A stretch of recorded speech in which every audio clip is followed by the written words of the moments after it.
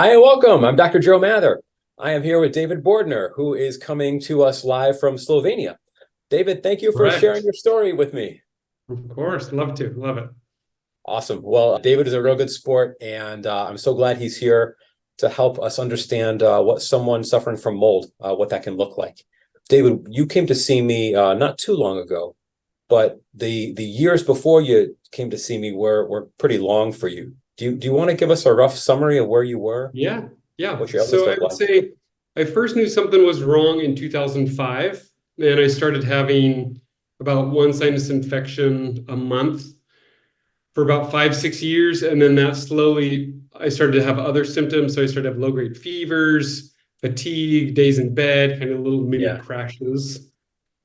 And then in about 2017, so about 12 years in, that's when my body really crashed, stopped, a couple years in bed. I think I had a low-grade fever for 2 years straight or something like that. And so that was that process then where I started to, So explore it. you really were kind of headed downhill for a while, and then when you got sick, you really got sick, and you Yeah. you So I'd spent say a whole 7 years year of to like, yeah. And I think I visited 20 plus doctors in 7 different countries trying to 20, figure okay, out 20 doctors in seven different countries. trying to figure out what's wrong. And everyone's a specialist. They're looking in their specific zone. Naturopaths are looking in this whole, across the board. And I had a few Yeah. things on like a blood test, some like food allergies, but nothing to explain what was going on in my body. And in retrospect, it's pretty easy and obvious that mold exposure was the thing that made you sick, right? You moved to Yep. Slovenia in 2004 and immediately started getting sinus infections, Correct. and not Yep. too long after started to notice the chronic fatigue really chipped in. Where do you think the mold was coming from? So I lived the first two places I lived, they were like newly renovated, but like 100-year-old houses. And Hmm. so outside deteriorated, poor roof, cracked foundations. And so you'd walk in and it's like the walls all look nice. Yeah. But you just know, a year before they renovated, it was probably, there's probably like weeds growing on the inside and puddles in the corner and visible black mold. Yeah. And then one of the other places I lived, it was an apartment complex that had a leaky roof. It had like a flat roof. And in the lobby, every time it would rain, there'd be a puddle. Like it would literally be dripping through like the light Yeah. fixtures and stuff. And nobody could agree who should pay for it. And it was in court, and the construction company had gone out of business. And so the building was new, but there just would have been, There's, years of just water, yeah. water damage and things like that. And so we started doing some testing for mold in the environments and then mold in me. And that's when it was pretty clear, like, oh, this is actually the source of all of what's been wrong. All of the ways my body's malfunctioning can be traced back Yeah. to toxic And mold. that's the way so many patients who've seen a dozen or more doctors, it is mold that's making them sick. And so you had kind of the trifecta when you came in to see me, right? So you had pretty clear instances of mold exposure, and the places you were exposed to mold, the story you just told me happened in Slovenia, but I've seen it happen all across the world, right? And all across the Yep. US. This is not, this is a problem that we see all over the place. So you It's have not unique to exposure, Europe. not unique to Europe, not unique at all. So you have the exposure, you have the neuropsychiatric symptoms, right? In particular, you've got the chronic fatigue, right? The debilitating fatigue, you're bedbound, right? Yep. And then number three, when we finally get around to getting a urinary mycotoxin test, you had a quite high test. Your test was 18 point, maybe 14.8 or 18.4, quite high, right? And so we have the three pieces of evidence that really line up to mold. And what happened next? Yeah, so I kind of like stumbled into like the mold stuff with different doctors, started working with Dr. Nathan. I Sure. read his book Toxic, and it was just like, this is what's going on. I read a couple other chronic fatigue syndrome books that like really kind of put the pieces together. And so then that began this, kind of like long journey out of this valley, to like, because it's one thing to like, oh, we finally had a label to like what's wrong, Yep. which is a massive milestone. And, after years and years and all of our money, just poured into doctors, we finally had an answer. And I remember like one of my first meetings with Dr. Nathan, he said, okay, we were looking at all my results and he put me on this like detox protocol. Yeah. And I said, how, just for expectations, I know this isn't like a promise, but just ballpark for my expectations, like what are we talking till I can reduce those scores? I said weeks or months. And he said, more like years probably for you. And I was like, oh, well, I'm trying to be optimistic but it's been 4 years now and I'm on the I was tail going to end. say, so Neil wasn't wrong though in your case, because He was not wrong. so you worked with Neil for 3 years, give or Correct. take, before Yeah. coming in to see me. But the program worked, right? So very slowly you started coming out of the fatigue, getting more resilience, and globally having the symptoms drop. And so There's like this direct connection. Oh, go ahead. yeah, and it's fun to see that happen, and I see that often with mold cases. And your mycotoxin tests came down, right, pretty steadily. So 14 to 8 to 2.3 to 2.4, and that more or less tracked as the toxin level went down. You began feeling better Overall health. overall. Yeah. Yeah. And so that's part of that, just like overall, just like a direct connection between those mold scores and then my overall health. Like they just have And it kind of doesn't always work that everything. perfectly, but it Yeah, generally does. The higher they totally. are, the more And symptomatic, the lower yeah, generally. and learning to just like measure overall health and like month by month rather than week by week or day by day, and so it's like, yeah, there's still the hard days or the bad days or the bad weeks Yeah. or whatever, but just overall, like we've just tried to like measure stuff year by year to go, hey, this last year or this year currently, am I able to do more than I was a year ago? Am I feeling better? Do I have more energy? And so that's where it's the clearest, Yeah. is to go, oh, I did that this summer. Like we did this vacation, or I did this, I haven't told you this, but I started jogging again. Oh, good. So just in like December, like one day I'm like, I feel like I Got a want to little go. gas in the tank. Yeah, we got a little loop. And I just went out and did it. And next day felt great. And I've just been doing it almost every day. And so those are things that it just like really organically. Yep. 6 months ago, I couldn't do that. A year ago, I couldn't do that. But like, oh, I'm jogging again. And that's been, since my like real crash in September 2017, like that hasn't been possible. Absolutely. That's real progress. That's what health looks like. Yeah. Well, so let's go back. So you worked with Neil for 3 years, and then you consulted with me in July. What caused you to reach out? Remind me. Yeah, so Neil, so one of it was like a practical thing of I had been working with Dr. Teitelbaum with chronic fatigue syndrome. So him and Dr. Nathan have worked well together. And so he was a prescribing doctor for me. And so he retired. And so then Dr. Nathan sees patients, but he's not officially practicing, so he can't prescribe anything. And so there was just a couple prescriptions that I was like, one, I want to have a practicing physician that is tracking and able to like prescribe. It's so important. There are so many clinics these days that are popping up all over that are non-medical. They just want to kind of consult from the side, but not take responsibility for the actual diagnosing and prescribing.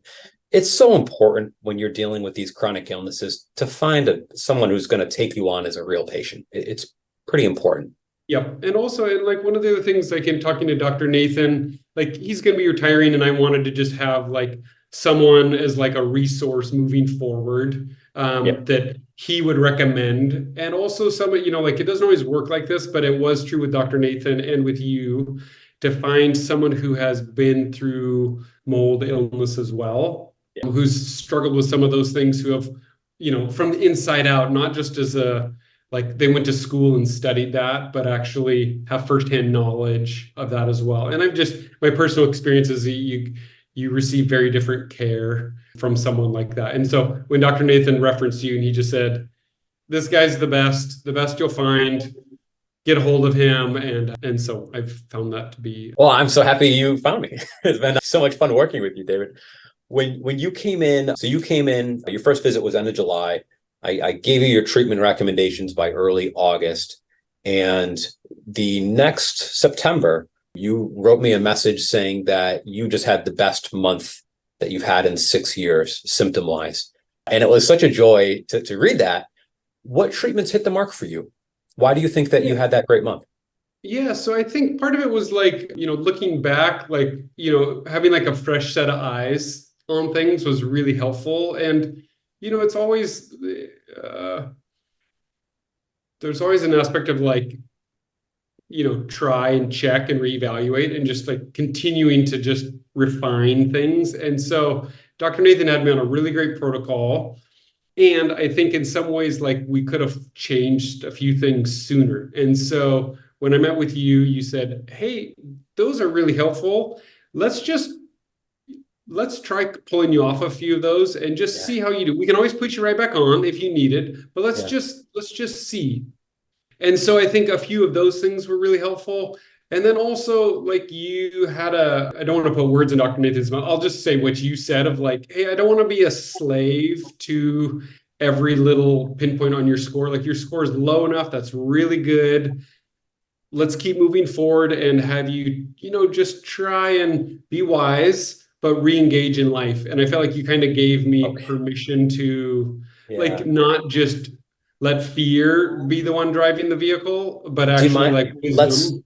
Can we spend a minute talking about this? Because this happens all the time. And this is the big dark side of the urinary mycotoxin testing. So, David, when you're saying the numbers changing, you're referring to the real-time labs urinary mycotoxin test. And so, for people who don't know what this is one of the more common ways we can see, are there toxins from mold in a patient, right? And this is a urine test. So you'll wake up, you'll pee in a cup, and however many mold toxins your body, your kidney decide to let you pee out in the morning, that's what the lab will see when they analyze the sample. We use this as a rough estimate of how much toxin you may be exposed to or how much toxin may be in the body, right?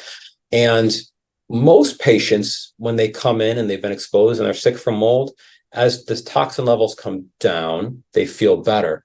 But there's sometimes some ups and downs. This is not 100% perfect test. And when people have been getting mycotoxin tests every 3 months and maybe changing after every little bit, if it goes up or goes down, they change the binders or they change the antifungals, it gives them the idea that this test is more concrete than it is. When there can be fluctuations because maybe your kidney decided to dump a whole bunch more gliotoxin that day. Yep. Right. And I remember when my first test actually I had like really low scores when I was really sick. I had really low scores, and I took it a year later, and that's when I had that like 14 score. Yeah. How is this possible?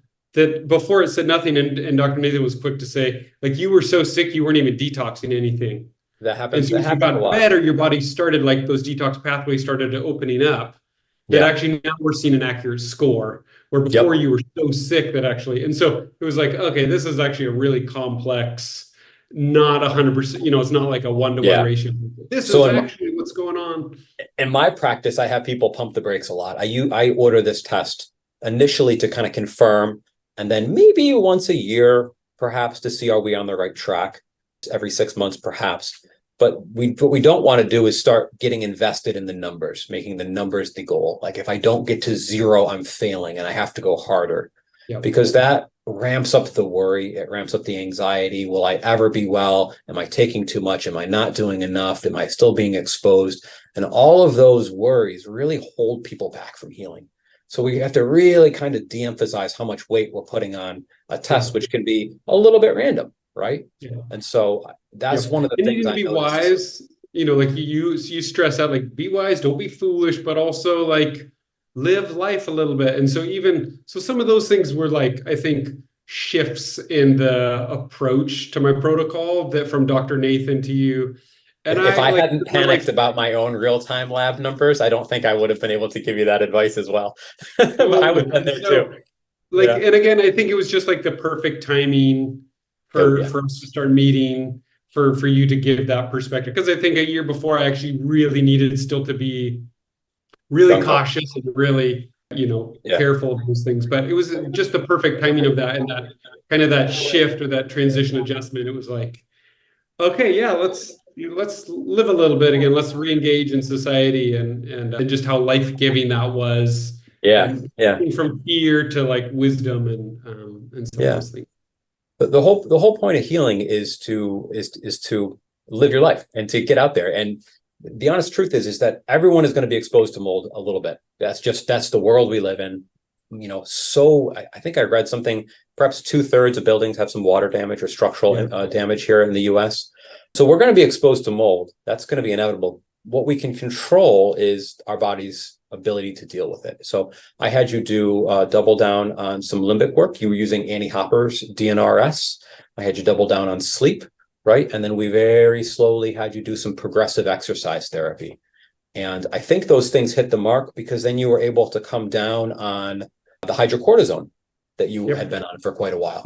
Yep. Lowered my dose today again. I was hoping you. I didn't know that was true, but literally today I'm like, I'm doing great. Let's lower this thing again. So we're doing, sticking to the protocol, but today was the day to lower it. So. How long had you been on steroids?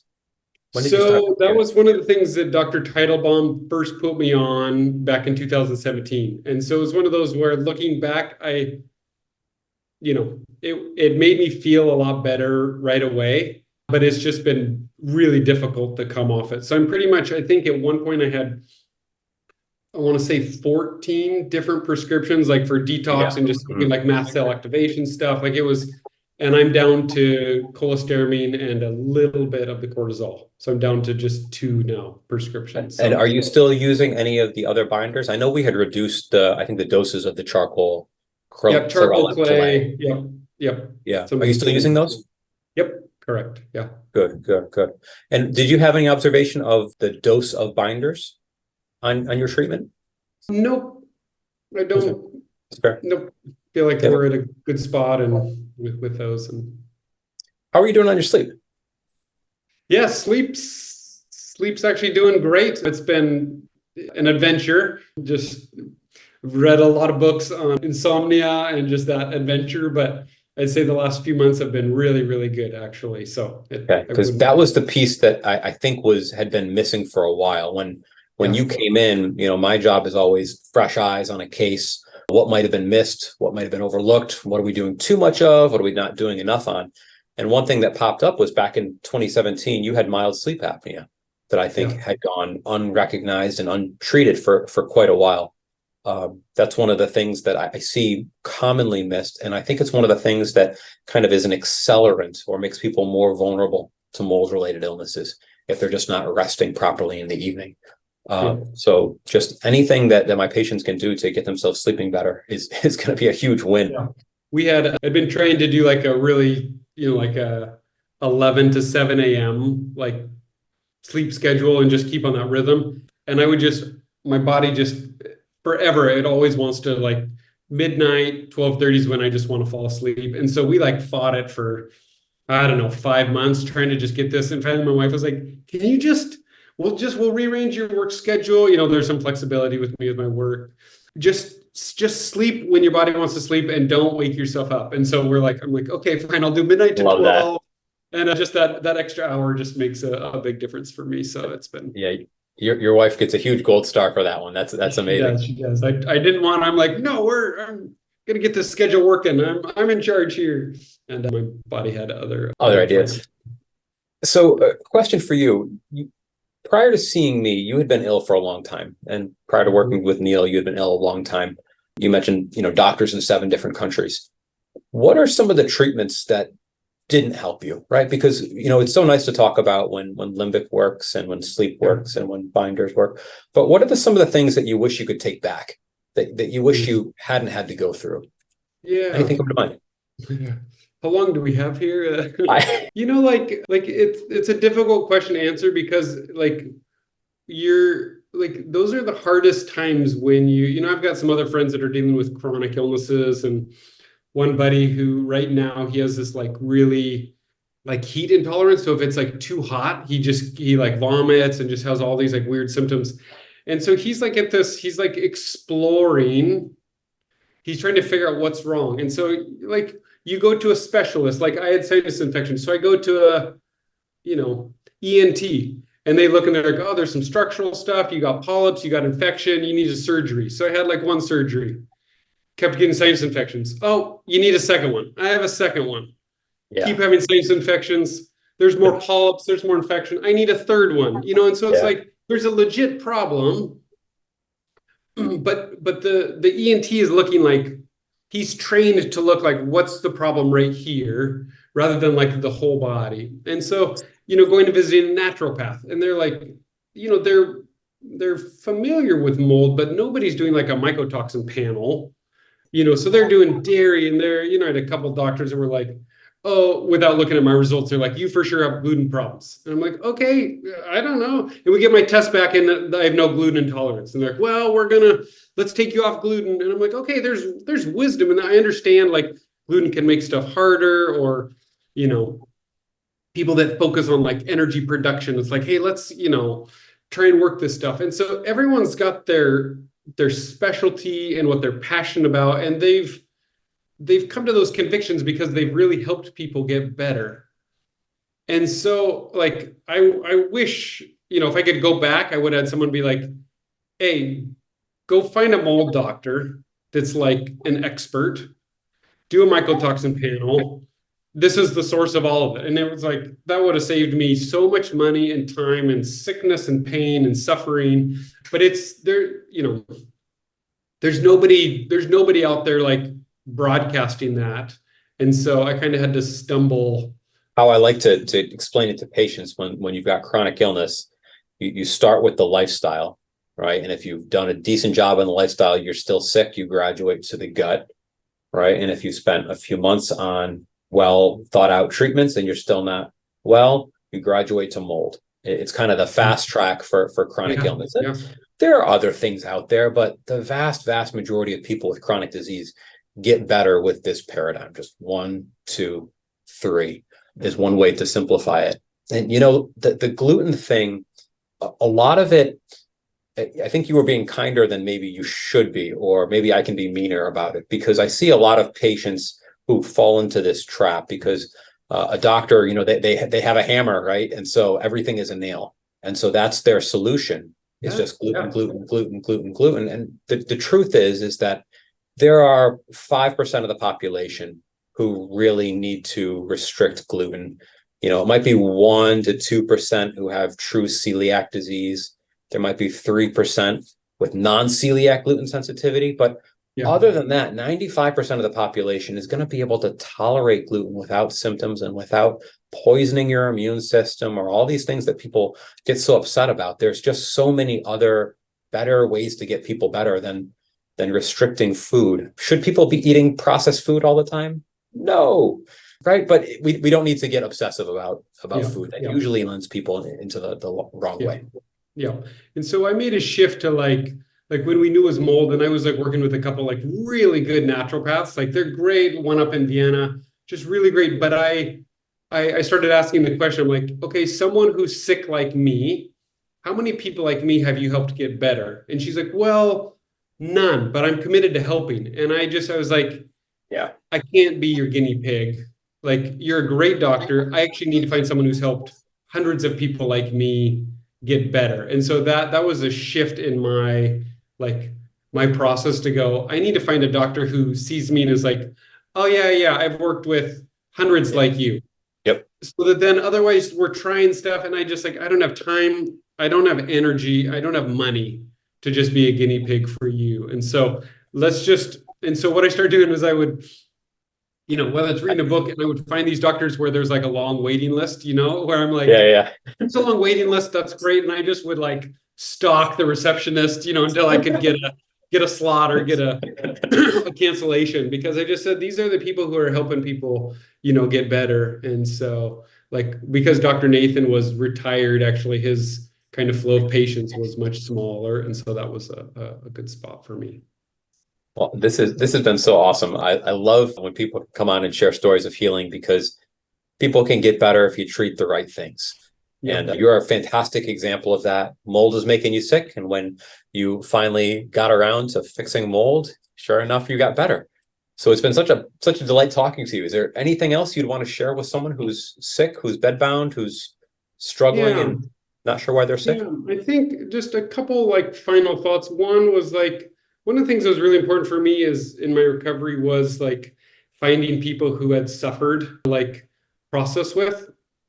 And early on, I was processing people who had never like gone through severe, suffering or long-term illnesses, and they had a really hard time relating or having compassion. It's like, hey, we're all tired, buddy, like buck up. And so that was really helpful, like to find other people who had suffered and had come out of it, not depressed or cold to the world, but actually like stronger with more compassion. That was one thing. And then two, like I remember reading this one thing on astronauts about how when they travel to outer space and they see the world where they've lived for so long, and it's called the overview effect, where it shifts how they think about everything. And they come back from space and they just everywhere they look is just different. They just see people, places, and buildings. Everything's different from what they've experienced. And just, like I wish I hadn't had to go through what I did, but it's like the overview effect to me. I didn't go to outer space, but I went through like 6 years of suffering, and to just see the beauty of how it's changed me. And so we had to work at that. Like my wife, I remember, this might not be true, you can correct me, but I read one time that the thankfulness and anxiety like occupy the same place in your brain. Like you can't be anxious and thankful at the same time. So you can flip back and forth. And so one of the things my wife just we made a process to do is like, what are you thankful for today? Like 5 things you're thankful for. And so even on the lowest, darkest, most miserable days, to just go like, hey, what are the things you're thankful for? And it always felt like, I don't want to do that. I just want to like embrace, I'm angry today. Yeah. I got Yeah. bad results. But learning to like be thankful, it began to like work that process out to then where now, like I wouldn't say it's like all been redeemed, like all like tragedy into treasure, but that Life doesn't process. work like that, unfortunately. Yeah. Yeah, but it's like we're having to like work on that, and not just the physical, but like the emotional and spiritual things as well, to like make it to where there is beauty to go, hey, actually, like I've learned what's important to me. It's much clearer to me what's important to me today than it was Yes. before I got really sick. Absolutely. And Absolutely. someone could have told me that. I could have read a book on that, but like But it wouldn't have hit home. we don't learn like that, like we have to go through it. And so I just would say like there's beauty in uh it's possible at some point in your recovery to start to see the beauty. And usually you need someone to hold your hand through that process. And so find a good person who's suffered as well to help bring about those thankful thoughts, and help you to be able to reflect and learn so that you can get to that spot. That is beautiful. I won't ruin that by saying anything else.